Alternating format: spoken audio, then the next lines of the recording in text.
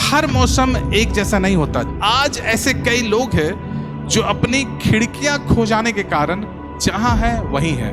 आप में से जितने लोग उड़ान भरते हैं आप जानते हैं कि मैं किस बारे में बात कर रहा हूं। अगर आपकी उड़ान 5 मिनट से अगर चूक जाती है तो आपका सारा प्रयास बर्बाद हो जाता है। और इसलिए कभी कभी हम दौड़ करके हवाई अड्डा की ओर जाते हैं विमान को पकड़ने के लिए, लेकिन दुर्भाग्य से हम विमान को उड़ान भरते हुए देखते हैं। इसलिए हमें घर वापस जाना पड़ता है और विमान के अगले समय का इंतजार करते हैं।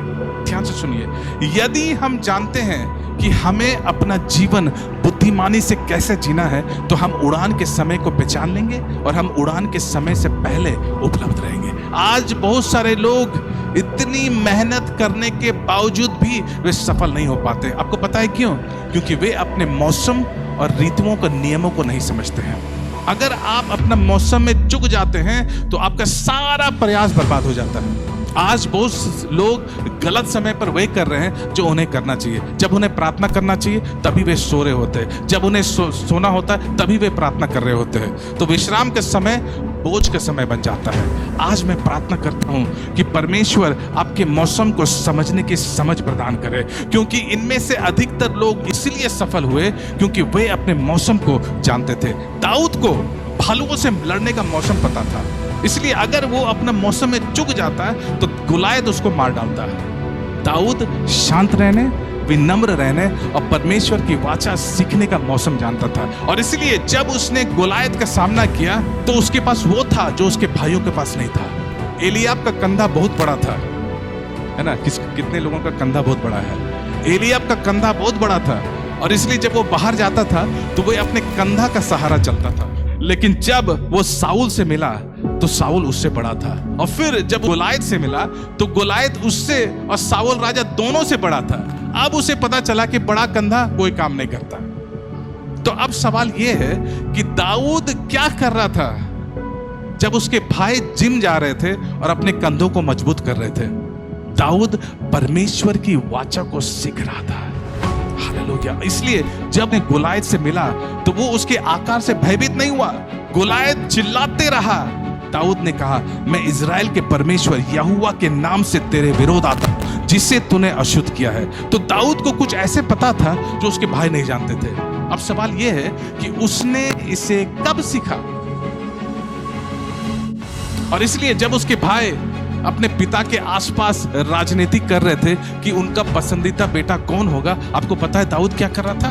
दाऊद अध्ययन कर रहा था, दाऊद प्रशिक्षण कर रहा था, दाऊद जंगल में अकेला था, वो तोरा को खोला, वो कुछ ढूंढ रहा था, वो कुछ सीख रहा था, वो प्रश्न पूछ रहा था, वो कुछ सीख रहा था जो वो नहीं जानता था। और इसलिए जब उसका प्रकट होने का दिन आया वो सब कुछ लेकर के आया जो किसी और के पास नहीं था। आप में से जो लोग मुझे सुन रहे हैं कृपया मेरी बात सुने। एक ऐसा मौसम है जहां लोगों के लिए ये पढ़ाई का समय है, जहां लोगों के लिए ये प्रशिक्षण के समय है। लेकिन आप देखिए, जब लोग विश्वविद्यालय में होते हैं या स्कूल्स में, कॉलेजेस में होते हैं तो वे शुक्रवार को क्लब की तलाश में चले जाते हैं। आपको क्लब की आवश्यकता नहीं है, और हो सकता है कि आपके जीवन काल में आपके क्लब की आवश्यकता कभी ना हो। ये रसायन विज्ञान अध्ययन करने का समय है, ये जीव विज्ञान अध्ययन करने का समय है। लेकिन देखिए, जब उनके दोस्त अध्ययन कर रहे होते हैं तो वे क्लब की तलाश में चले जाते हैं, और उनकी प्राथमिकता कपड़े, बाल, मोटर बाइक यही है। और इसलिए जब उनका प्रकट होने का समय आता है या उनका बोलने के समय आता है, उनका इंटरव्यू के समय आता है, जब उनका परीक्षा के समय आता है तो वो नहीं जानते कि उनके क्या बोलना है, क्योंकि उस मंच पर खड़े होने के लिए या चुने जाने के लिए एक लेवल या एक स्तर की तैयारी या बातचीत या भाषण की आवश्यकता होती है।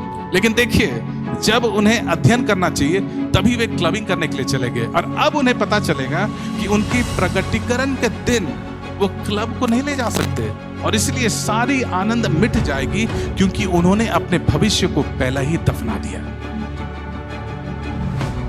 पहला इतिहास का किताब उसका 12 उसका 32 में देखिए यहाँ क्या लिखा हुआ है।